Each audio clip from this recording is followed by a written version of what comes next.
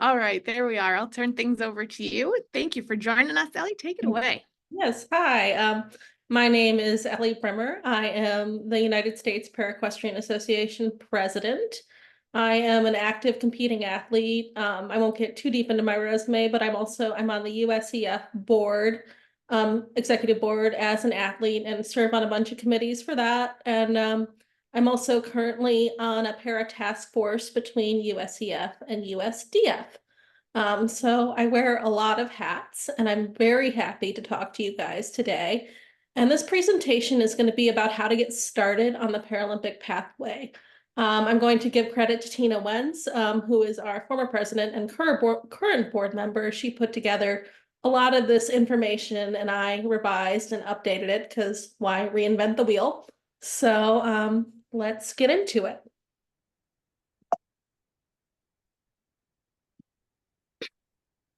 All right, what are the Paralympic Games? So this is a very helpful chart here because we get a lot of confusion between the Paralympics and the Special Olympics. The Special Olympics is an awesome organization. It is wonderful, but it's very different from the Paralympics. The Special Olympics is more regional and it's geared towards athletes with intellectual impairments, and the Paralympics is geared towards athletes with physical impairments, and you have very similar qualification requirements to the Olympics. We're hosted in the same location as the Olympics, just a couple weeks later. We're under all the same anti-doping rules. We're under all the same FEI rules. So there is a big difference. The Paralympics is a big, big achievement. And what does it mean to be a Paralympic athlete? Paralympic athletes are parallel to Olympic athletes. We get that question a lot. We have to repeat. Para does not mean paralyzed. It means parallel to. So like, for example, I have cerebral palsy, no paralysis whatsoever. I am still a para athlete. And the athletes that go to the Olympics are the ones that are at the very, very top of the sport. Now I won't go through this slide too long, but I just wanted to give you guys a very quick history of the Paralympics. So this movement started in 1948 with the Paralympic Games. Then we actually got the Paralympics into the Olympics in Athens in 96. In 06, we became the 8th discipline under the FEI. In 2010, we were added to the WEG. And in 2019, the Olympic Committee and Paralympic Committee merged, which created greater parallels between our two organizations, and further emphasizing that these are equally elite athletes.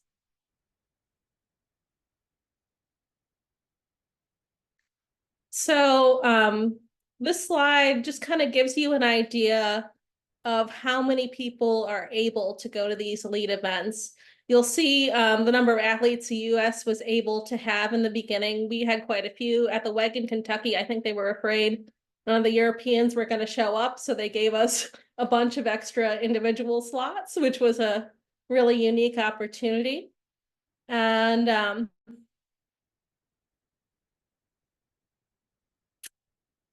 we also, after Athens, we've been on own horses for the most part. After 2012, London, you really started to see an increase in quality of horses. So these are horses that would not be out of place that we have now at like a junior young rider championship in Europe. So in terms of the level of quality that we have going right now, and we do have for Paris with our medals. And with our medals in Tokyo, we qualified for Paris. So we do have a full team of 3 and 1 individual going. All right, so if you are an athlete or you coach an athlete, how do you get going? How do you get started? That's the big question. First, it may sound basic, but you have to start riding. And especially if you're coming from a therapeutic program, you have to ride independently. So you have to establish those basics. And you get to learn all you can about dressage. Then your next step is getting classified. Getting classified requires submitting medical documents, either for a national classification with USEF or an international classification with FEI. If you are a dressage rider who has suffered an injury, sorry, you may be able to jump into international competition a little bit quicker. So you may go right ahead. One second, hang on one second. Let me grab it. We were talking earlier about how lucky we were that most horse people are also dog people. So. My renter came home. Sorry. So he had to let everybody know, all on the internet. So getting classified. So if you are a rider, a dressage rider that, you have acquired a disability, you're already well familiar with riding and competing, you might be able to jump into right away getting an international classification. Again, you'll do that through USEF, but you will reach out, you'll get classified at a international competition. You don't have to ride at that competition.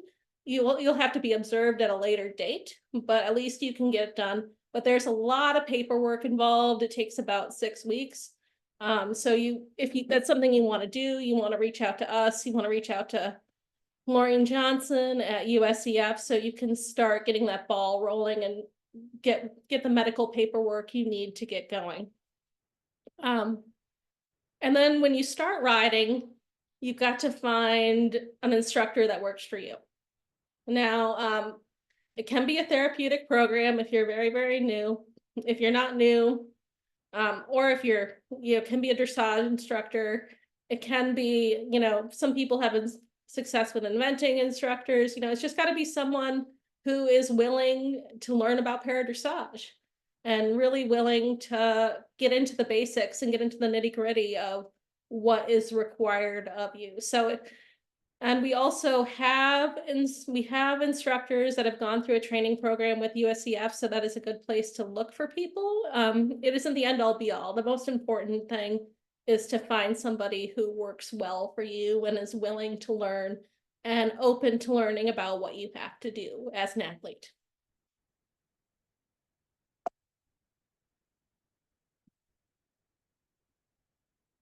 So how to coach a para rider, I wanted to include this because I know that, it's not only para athletes on this call, it's people who coach and people who train.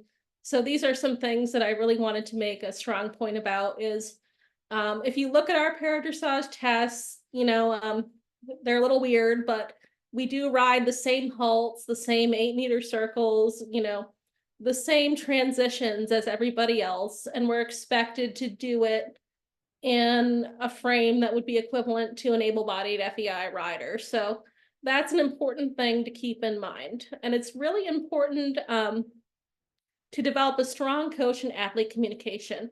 And I say that speaking as a low-grade rider.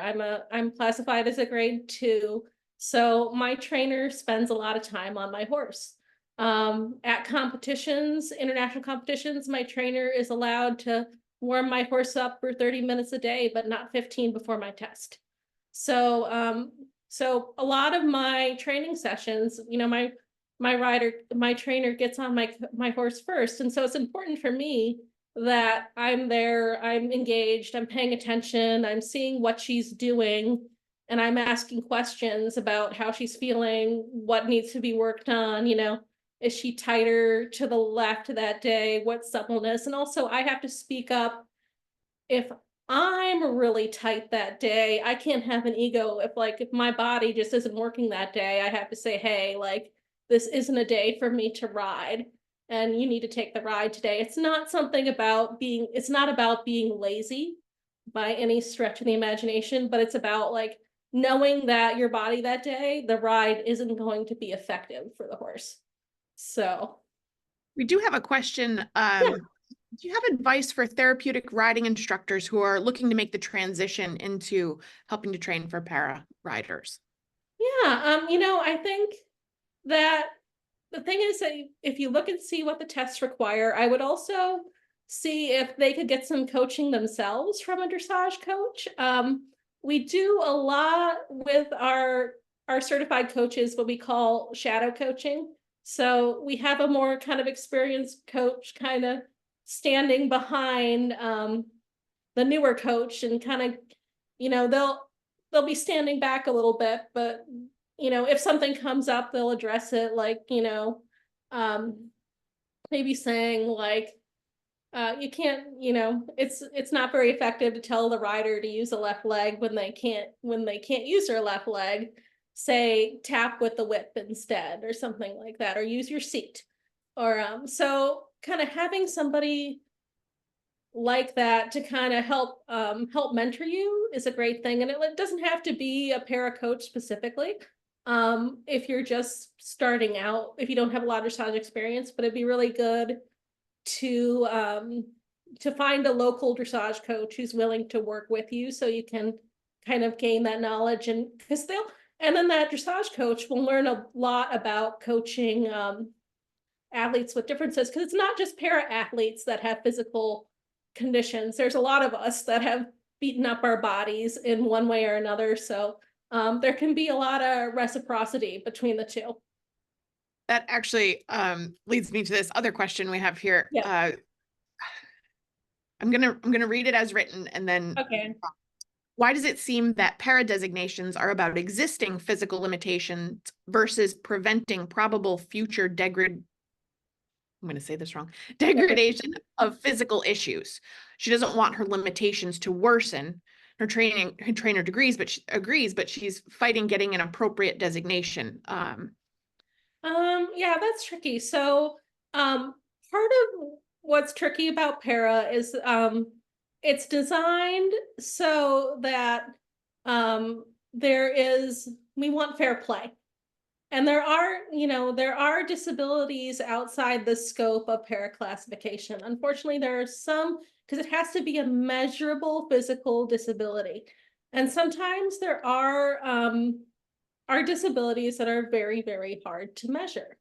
And you know, what you can do is you can sign up for a national classification, and it might not be you know, the classifiers honestly may tell you like that you might not be able to go forward with FEI, but they can maybe get you suggestions for dispensations or things like that. So tools that you can use.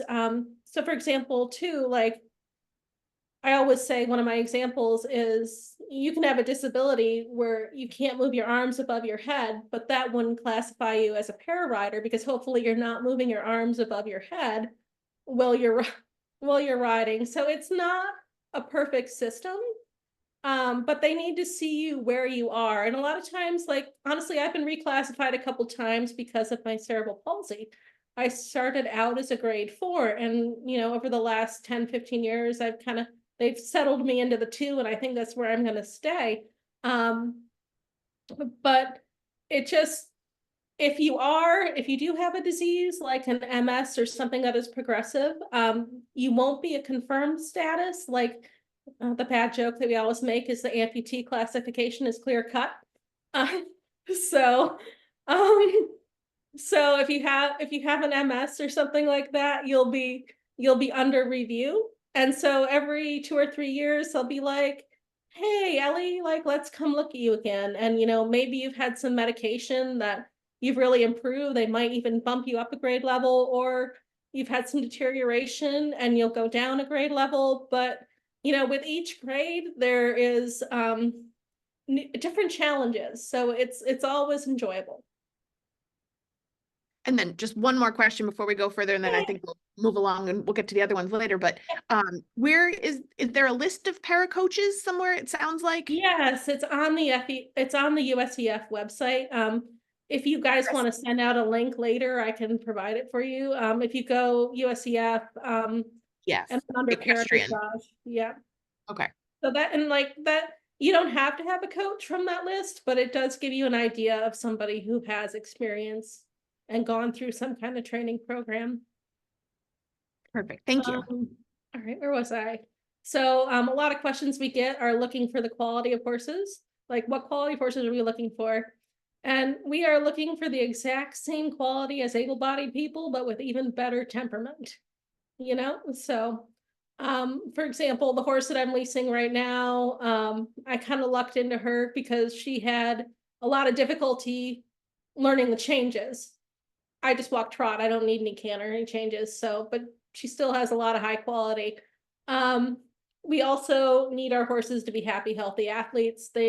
If you're going to pursue FEI competition, they need to be able to pass an FEI jog, even if they're just walking, and because they warm up and trot and canter, and under FEI drug rules as well.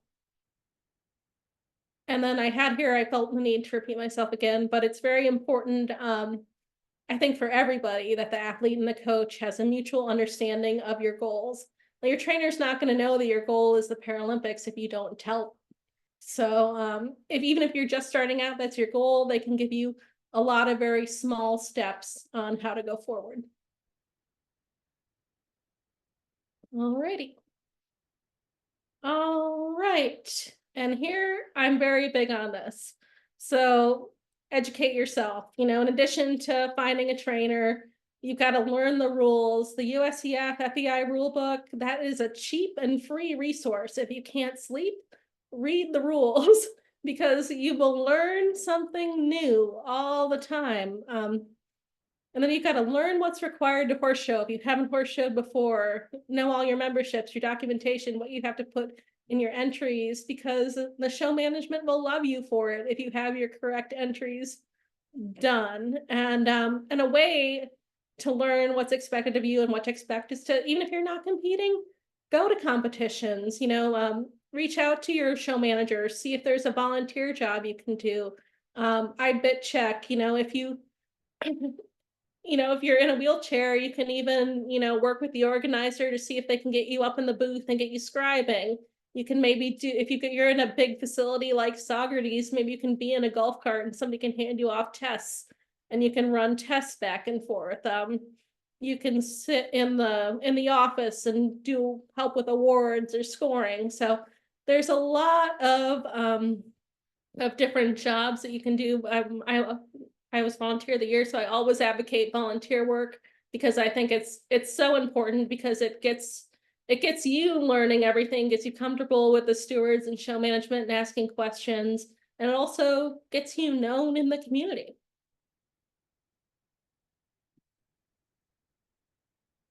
And then, another important thing is to, ways to educate yourself is to learn about the top athletes, learn what kind of score, if you want to make a para team, learn what kind of scores you need, learn what kind of horses, like if you're a grade 1, you're going to be looking for a horse that's got a really, really good walk. It doesn't matter if it can piaffe passage. So you might not even want those buttons on a horse that you're walking only on. So it's important to learn about who's who in your sport. Who do you reach out to in USDF? Who are the coaches, the trainers, the judges? It's really good to know what judges have their para-FEI cards, because if you happen to be showing locally and they're judging in a national ring, you can ask the show manager very nicely, hey, like, I see Cesar Torrente is judging, he's a para judge, can I please have my tests in front of him? Because then that's way cheaper than entering a para CDI, and you get similar scores and feedback. So and I would also say to take advantage of USEF Network, and if you can afford it, to do Clip My Horse, because then you can see competitions from Europe, and you can really kind of see the quality of the horses and see the quality of the tests. And it's again, know your sport. It's part of your job as an athlete. If you want to do it, that's part of, it's not only the physical work, it's the mental work you have to put in too. And developing a team. This is kind of another refrain that we have, as a para rider, you're limited physically, so you really, really rely on developing a good team around you.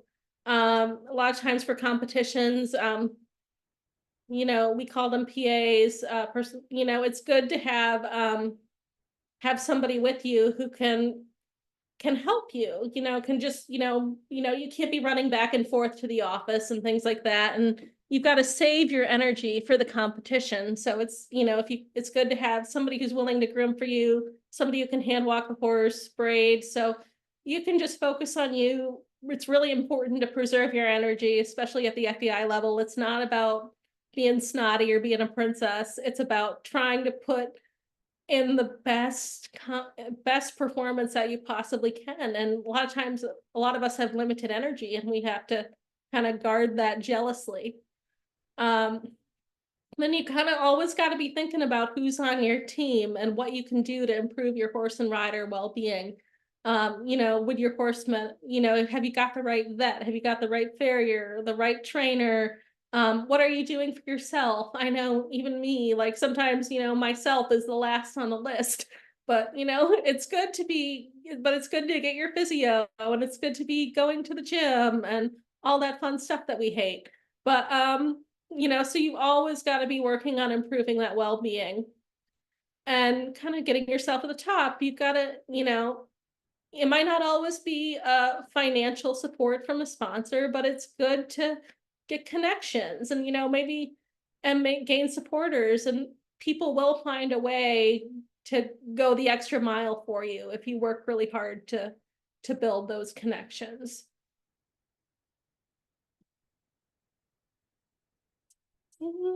Talking about teamwork, that's Roxy with Michelle, and then her coach and my coach Andrea leading the horse after she won her gold medal in Tokyo. All right, so now you've got a team, you've decided you want to do this, you're riding. Now you've got to develop a plan. And first question of your plan is, what's your goal? Not everybody can or wants to be a Paralympian. It's really tough. Either it's finances, it's health, it's, so what are your goals? And that's got to be a question that you've got to sit down and really seriously think about for yourself, and maybe have conversations with your family and your coach and see, is this something you really want to pursue, and can you make it work? Other options we have are recognized horse shows. Maybe it's your goal just to go to recognized horse show or do your first CPDI, or now para is in the Festival of Champions. So maybe that's something that you want to do. And we are working on getting para more closely involved with USDF, and eventually I would love for us to have a para test of choice in regional championships. So that gives people another option. I think that's something that's a ways out, but that's a goal I would love for us to eventually be able to do.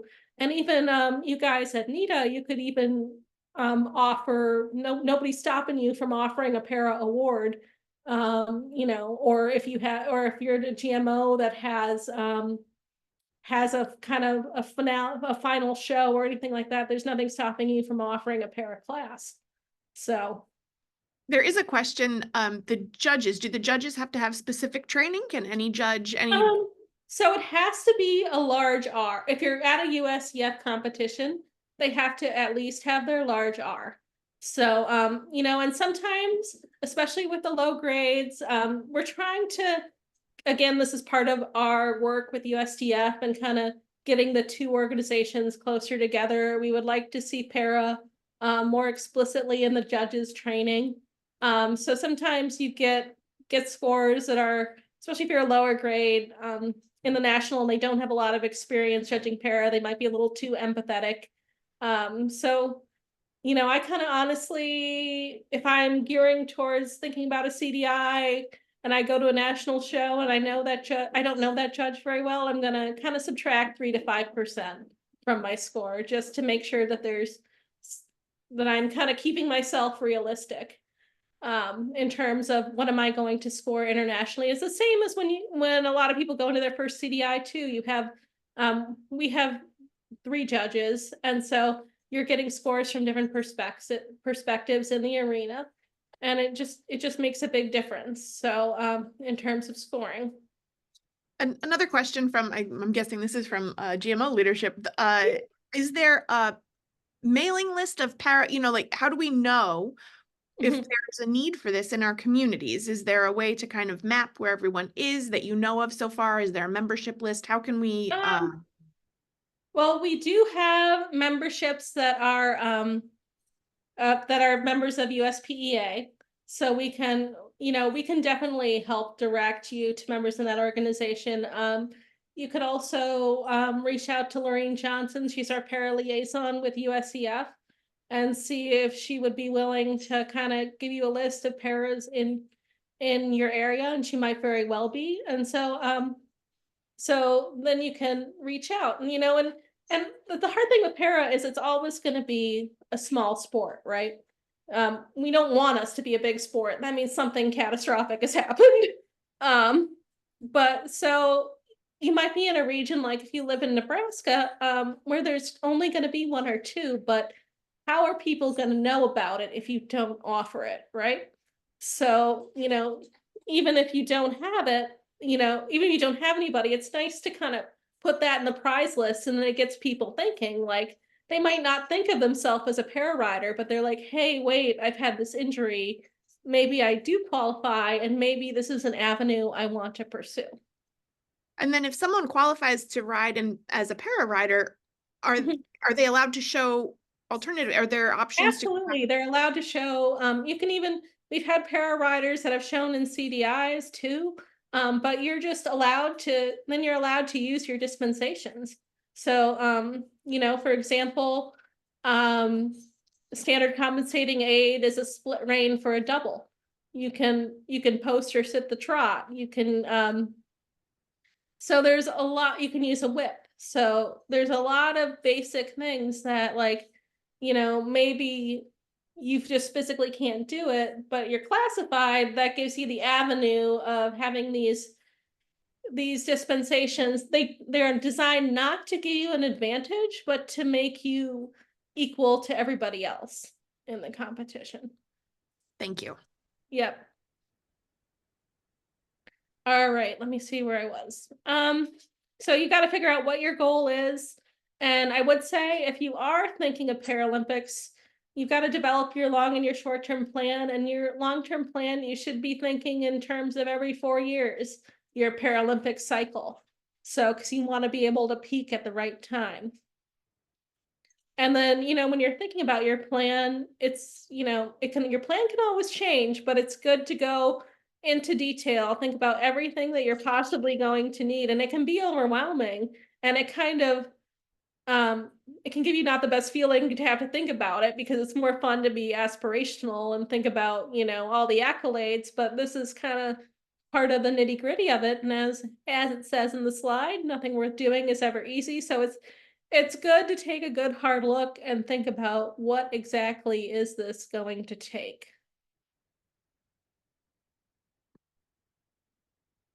And here is the other not so fun thing, is now that you've decided what you want to do, you've got to develop a budget.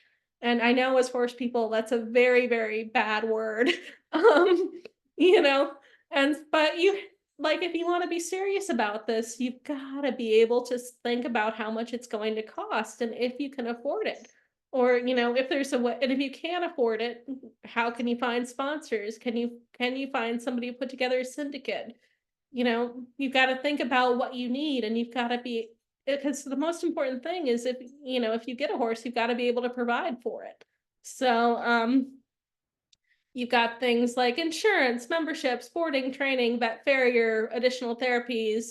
Because, now that we've got all the acupuncture, chiropractic, massage, FES, all the other things, your equipment and your tack, you might have to have specialized tack. I just spent a lot of money on a new saddle with a hard handhold on it, but it's been really, really helping my riding, so it was worth it. And then competitions, you've not only got to think about your entering and stabling fees. If you don't have your own truck and trailer, you got to think about transport, your hotel, your groom, your trainer. You've got to take care of everybody. And then also, sometimes for our CDIs, if you're getting there early, you might have to stable off site, like for a day or two beforehand, depending on where it is, and budget for that. We've got all these great organizations. It's important to be members of them too. USPEA, USEF, FEI, USDF, your local GMO. So, you can't have a seat at the table and be involved if you're not going to join and participate. And then also when you're developing your budget, try not to despair too much. There are grant opportunities. USPEA has a number of grants for new riders. We have you guys probably know, you might know Meg Mullen. She was our FEI vet for para. She was our team vet, and we have a grant for her for people to get their first FEI horse passport. We have travel grants for classification. We have travel grants for people going to shows and the Festival of Champions. So look at our grants. The Dressage Foundation also has grant opportunities for para. And, at the convention this year, we had some great conversations with the people at the Dressage Foundation. And if you're a para rider and you have a very strong application, I think they would be willing to open up a lot of other grants to you too, even if it doesn't explicitly say para. So. And just because I love that meme. So I want to move into that. All right. So again, so now you've decided that you've done your budget and you need X amount of money that you can't cover. You want to seek a sponsor. This is what's very important. It's not about what a sponsor can do for you. It's about what you can do for them. Build your resume, go out there, volunteer, get in the show ring, make connections, go see people.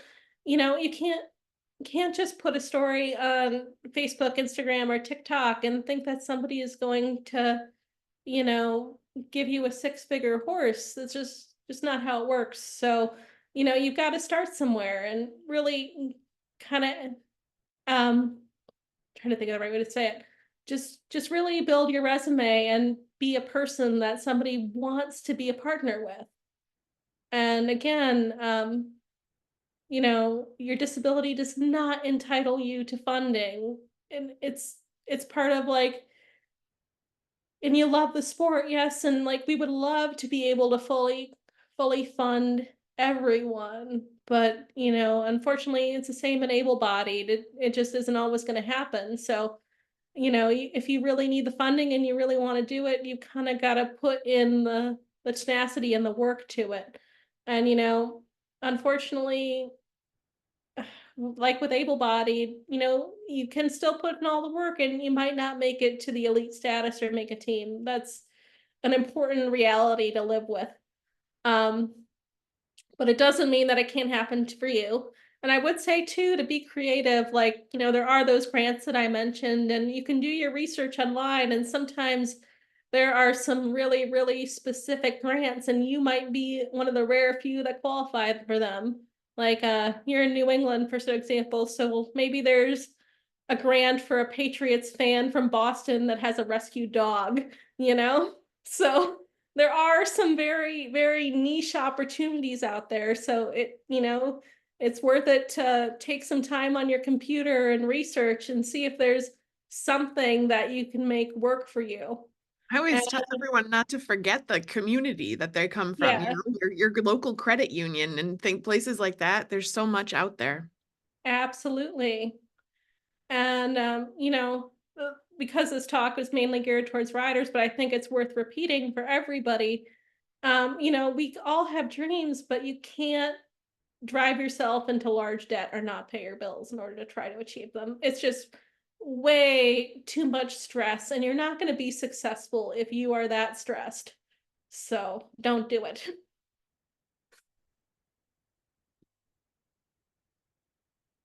All right, so now you've got your funding, you've got your plan, you've been riding.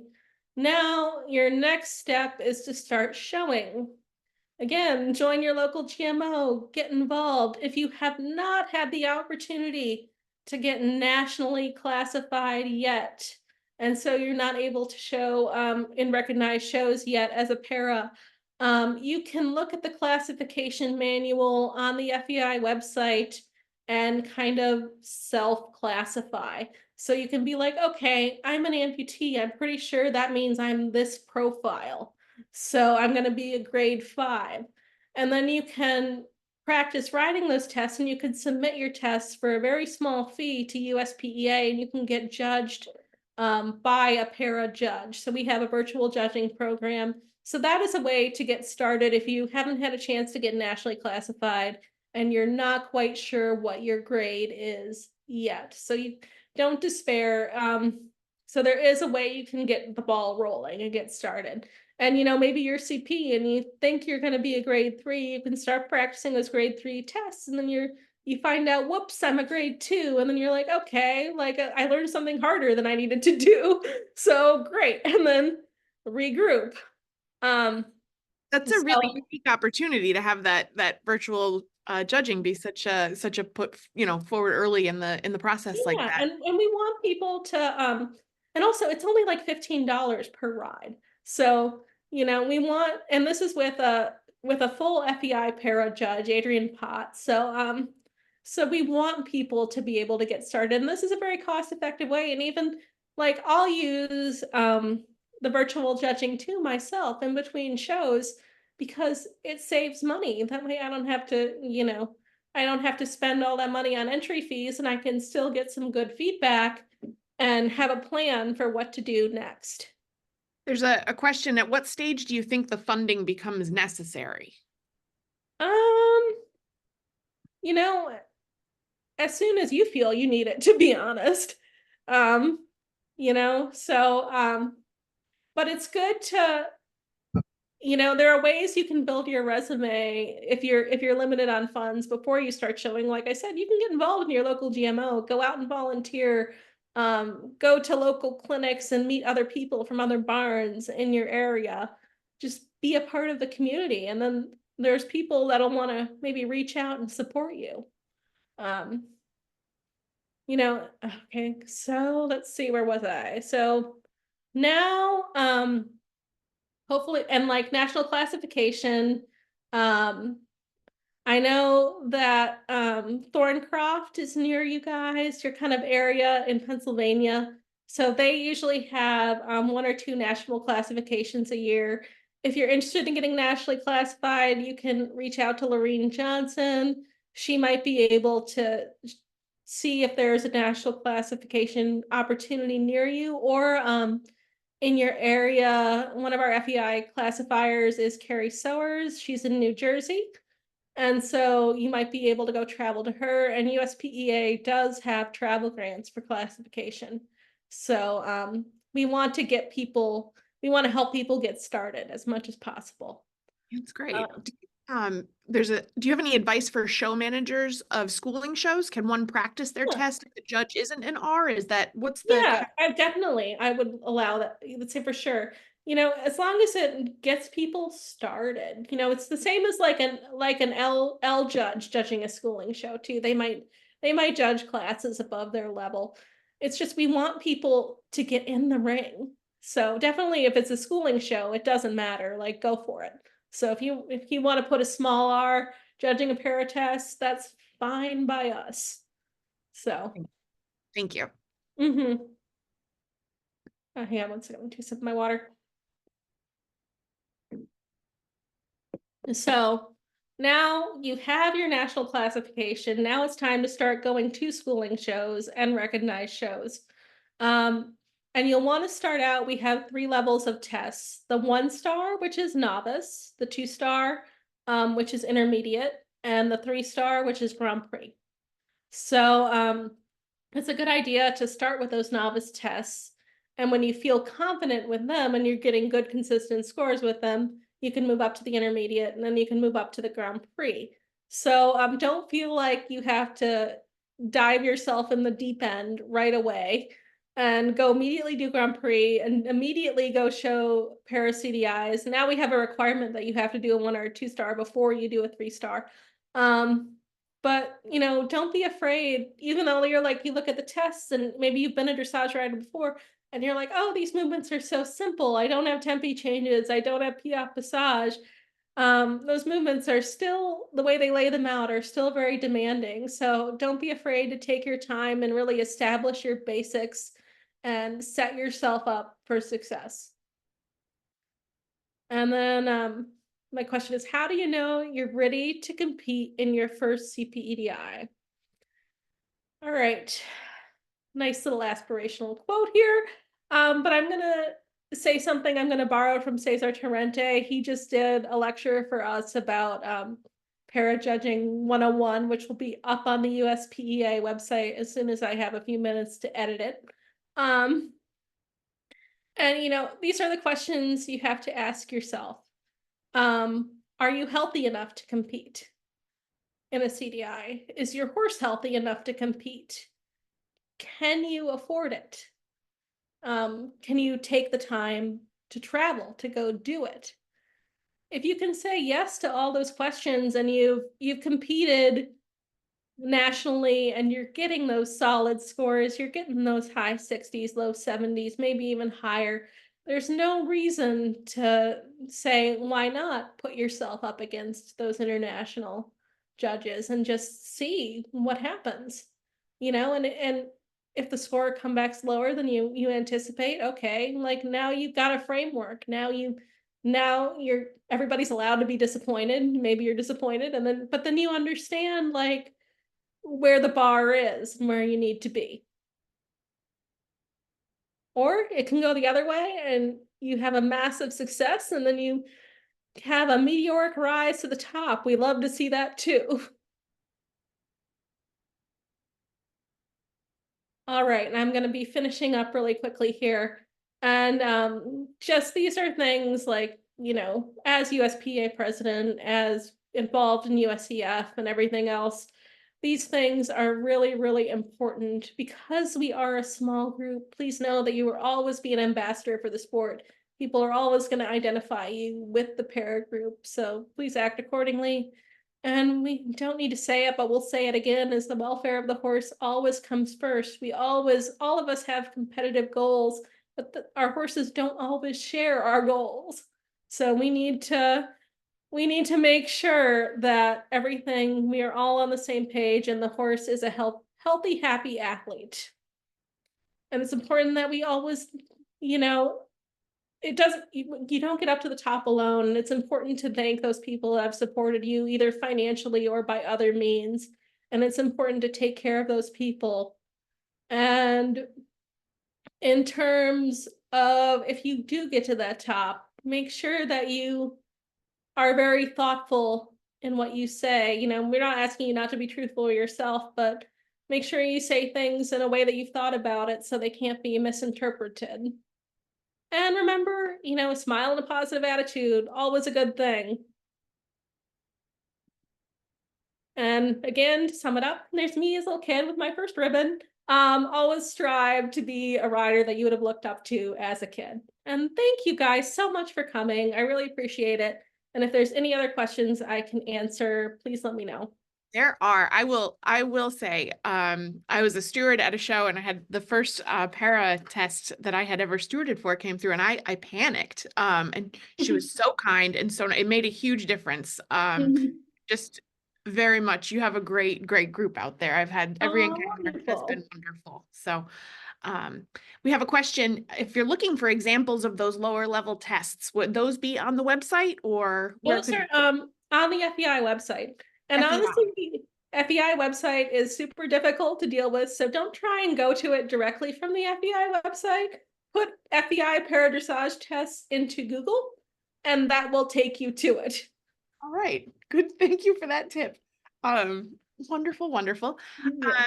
Curious, I think someone had mentioned in the chat, I think that there's also a list of that you can go and see a list of what the designations might be. Is that correct? Do you mean in terms of in terms of like for the grades or? Yeah, to see what those profiles might look like. Yeah, definitely. So you're going to go, again, don't bother going to the FEI website, type it into Google. You're going to go FEI classification and you'll be able to pull up the FEI classification manual. And so you'll be able to see what the classifiers look at. So you'll get a good idea of all the different profiles and descriptions of all different profiles. So you're like, okay, I think I fit into profile 15 based on these little stick figures and how they're describing it. And then you're like, okay, profile 15 is allowed to have these compensating aids, and this is the grade that it comes in. So I'm going to experiment with these compensating aids, and then I'm going to practice writing these tests in preparation for my national classification.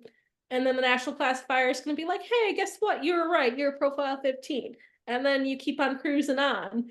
Or if they put you in a different profile, you learn about what different aids you're allowed to use. And because I think I forgot to say it, I'm going to say it here. When you are classified, you are given a lot of different compensating aids. Just because you are given an aid does not mean you need to use it. For example, I'm allowed to use 1 to 2 whips. My mayor, if I use a whip on her, I will be in the next county. So I do not use a whip at all, but I am, if I do have a horse in the future, I am allowed to use, that I need a whip, I am allowed to use it. So. Thank you. One of these questions is blindness. Yes. So could you describe a little bit? I mean, how does one have, have a compensating, what's a compensating aid for that? How does? Okay, so visual impairment, that is a specialized classification. You have to go to a specific eye doctor for eye stuff and receive specific tests of somebody that's qualified to give them with the USOPC. So a lot of times, unfortunately, that means significant travel for visually impaired riders. So they have things like, for example, depending on the level of visual impairment, they can use things like extra large letters. They're allowed to have somebody call out the letters for them. They're also allowed to warm up within the arena, so they don't have to go outside the letters. So they do have, there are a number of visual compensating aids. That's just some of them off the top of my head. Incredible. We have Jeannie McDonald, one of the judges, is on the call, and she wants to promote you as the best ambassador for para working tirelessly. Wonderful. Thank you, Jeannie. Big props in there.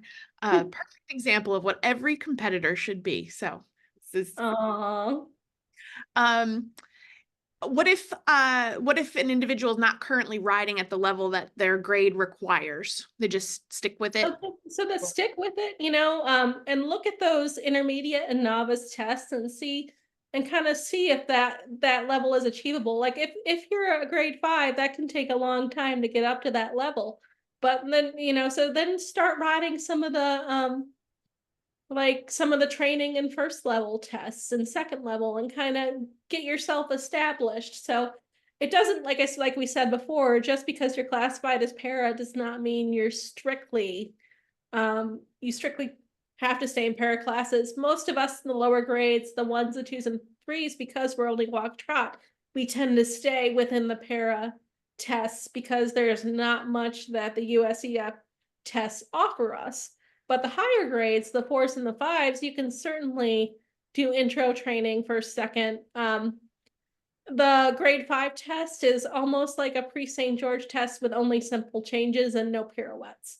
So you can go, and then but we're very careful to say we do not, there are certain things that are parallel, but we do not have equivalencies with the tests, because we want people to understand that just because it is a walk test, we are still demanding the same FEI frame and quality of accuracy and riding, even though it's only in walk. Incredible. Melanie's just mentioning to the group, there's some great YouTube videos out there of a test being ridden with callers at each level. Yeah. There's a question. You mentioned people being good sponsors of the sport. Are there corporate sponsors that are particularly loyal to the para dressage rider that we could maybe perhaps go buy more of their products, or anyone? Well, Parago sponsors the U.S. team. Parago, I don't remember if you guys remember Murray Kessler from USEF. That is the company that he now works for, and they do like a lot of generic medications and things. So that is a brand to look for. Starbucks has been a wonderful sponsor for Becca Hart specifically, because she's one of their elite athletes. So that's, if you want an excuse to go buy your daily Starbucks, that is a good one. Okay. Might not be what I need. Okay. Let's see. There was another question back further. The volunteering, if we wanted to kind of, there it is. If as a member wanted to try to support more para opportunities within the region, are there points of contact within the region that you could go to and say, if you're doing something, please let me know, I want to volunteer? Are there I would say, reach out to me, reach out to USEF, and I'm like a bad penny. I pretty much know everybody, and I can put you in touch with a show manager in your region, and we all can work together and brainstorm for an idea, because we would absolutely love your support. Wonderful. And there's another question too. I know, for example, Dressage for Kids really puts a lot of calls out for donated horses and things like that. Is there a point of contact or any sort of program like that for, it sounds like a lot of horses that maybe have a lot of quality training but aren't going to go? As an organization, USPEA hasn't handled direct donations just because we're an all volunteer organization and we don't have the tax bandwidth to quite handle that. But we do have certain therapeutic centers that we do work with that might be willing to work with you to work on a donated process. And for example, too, you can do, if you're a rider and you're looking to, maybe you have a nice, pre-St. George horse that's looking for a step down job. Like I do, my horse is currently hurt, and I've been very grateful. I've been able to do a care lease on another horse. And I know quite a few riders who've done care leases. And so then that way, everybody is still involved. And if the time comes where the horse needs to retire, everybody can handle that directly. And I would really advocate for care leases. I think are a great opportunity, because I know even I leased my horse out to another para rider as a grade 1 when he needed a step down from the grade 3. And it was so fulfilling for me to be able to be in that owner role. I had tears in my eyes whenever they went down center line. So, I think that's another way to be involved in the sport. And then, that horse, maybe you haven't gotten the money for that horse, but it is off your bills and you get a great sense of enjoyment from it. And then just a little clarification, the care lease, is that the same as a free lease? Yeah. So I'm saying I use it in terms of, so example, in my personal situation, I am responsible for all the bills related to that horse. I do not pay any additional fee, but I'm in charge of all of her expenses. Okay. Here's a good question for you. How do you move on from and move past the no's one may face throughout their journey with this field? That is always true. That can be disheartening. And so, I think one of the good things is that we do have, it can feel like you're isolated, particularly if you're not in a region with a lot of other paras, but there is, a strong online presence. And I think it's good to reach out to other paras. And, if you're getting a lot of no's, again, like I mentioned with that trainer connection, it's really good to find, it may take you several different trainers to find the right person who's really willing to work with you. And I think that's, that can be true for able-bodied people as well. And so you just kind of it can be disheartening, but if it's something you really want to do, you got to just kind of keep picking away at it. I hope that answers your question. Thank you. Has there been any interest in the para community in Western dressage?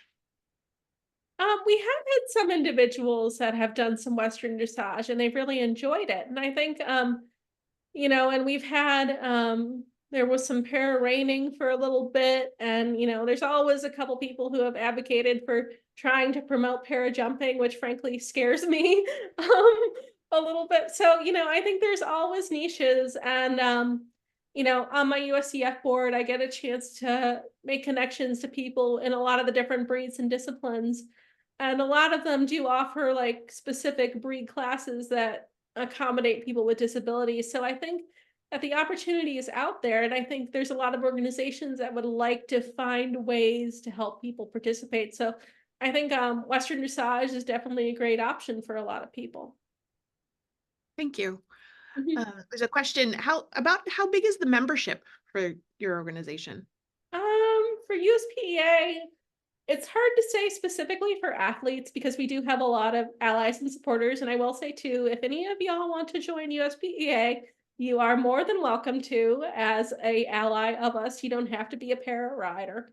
Um, so I would say strongly we've got of the people out there competing nationally, internationally, um, probably we've got a strong core of like 15 horse rider combinations internationally, and I would say we'll say at least like probably 30 people at least like involved in competing in a national organization. Again, we're always going to be a small self-selecting group between disabilities and finances and a passion for horses.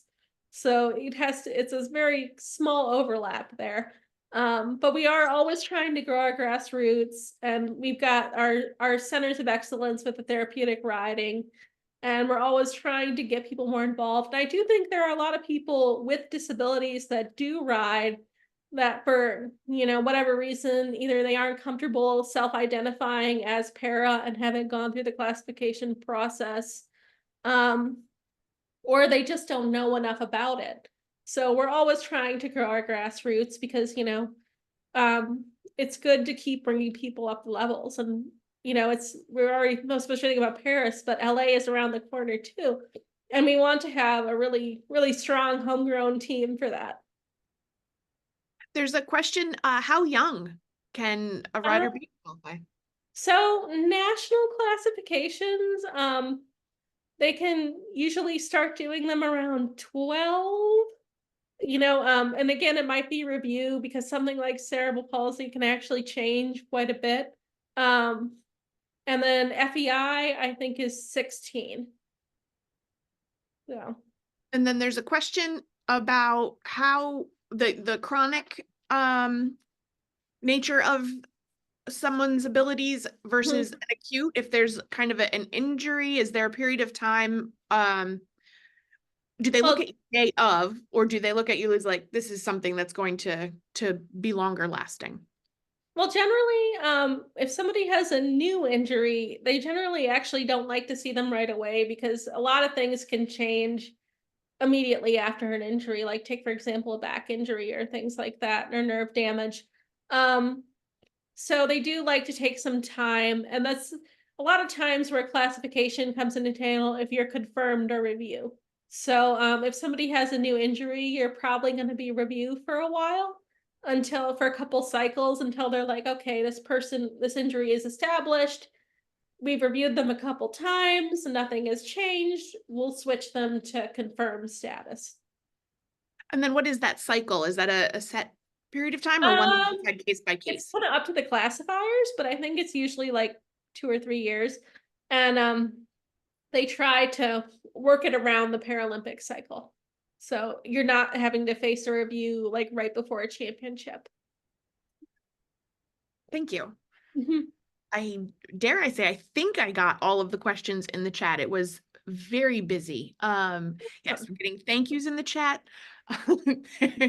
And I think I did get all of the questions. So I just want to thank you again for your time tonight. This has been really informative. Good. And Interesting. again, my email is right on the screen. So if anybody has any additional questions, they wake up at 2 a.m. and think of something they forgot to ask, like, please don't be afraid to reach out to me. I'm a little busy this weekend because I am riding and ring stewarding.